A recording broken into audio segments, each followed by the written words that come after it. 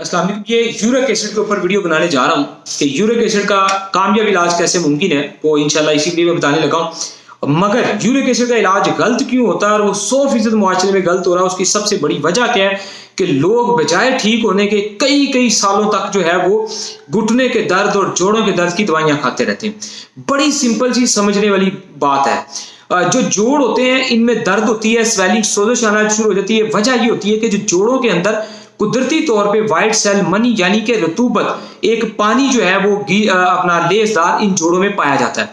अच्छा, जब ये लेसदार पानी जोड़ों का कम हो जाए तो वहां पे हवा आ जाती है, और अगर जोड़ों में हवा आ जाए तो इसे रियाही दर्दें कहा जाता है। हवा को कम करके रियाही दर्दें खत्म किया जाती है। अगर जोड़ों की जो रतूबत है, जो लेसदार मादा है, वो इंतहाई बिल्कुल कम या इंतहाई कम यानी कि खुश्क हो जाए तो फिर वहां पे यूरिक एसिड जमा होना शुरू हो जाता है।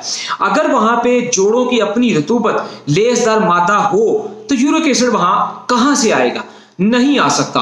तो अब बजाय हम इस चीज का इलाज करें कि हम जिस्म से यूरिक एसिड को खत्म करने के लिए वहां जो है वो लेसदार मादा पैदा करना चाहिए हमें, जो कि हम नहीं करते, बल्कि मजीद ऐसी गर्म अद्वियात देते हैं जो जोड़ों को हीट अप करके वक्ती तौर पे 12 घंटे या 24 घंटे के लिए या 2 दिन के लिए दर्द में सुकून पैदा कर देती हैं। तो ऐसी अद्वियात का पीछे पड़ जाते हैं, ऐसी अद्वियात का सहारा लेना शुरू कर देते हैं, और वक्त के साथ साथ हमारी तकलीफ और हमारी मर्ज जो है वो बहुत ज्यादा बढ़ जाती है।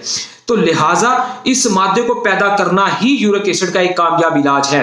तो इसका जो इलाज है वो सर्द तर से तर गर्म जो ग़िज़ाओं से मुमकिन है और दवाइयों से मुमकिन है। और ये इलाज 100% बहुत मजबूरी से और माजरत से आप लोगों से कहना पड़ेगा, ये हमें खुद करना पड़ेगा।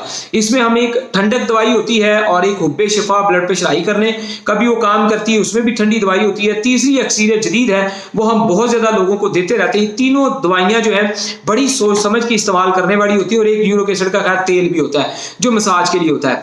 तो मकसद ये है कि ये पेशेंट का चेकअप करने के बाद ही इलाज जो है वो सोच समझ के किया जाता है। अदरवाइज ऐसे किसी को ठंडी दवाई के बारे में या नुस्खे बता देंगे, वो बना के इस्तेमाल करेगा, ठंडी चीजें खाएगा, वो कहेगा जी कीम साहब ने तो सानू मरना कर देता, क्यों कि वो स्टीरॉयड दवाइयों पे लग चुका होता है। लिहाजा समझे बात को, रब्ता करें। जाकिर।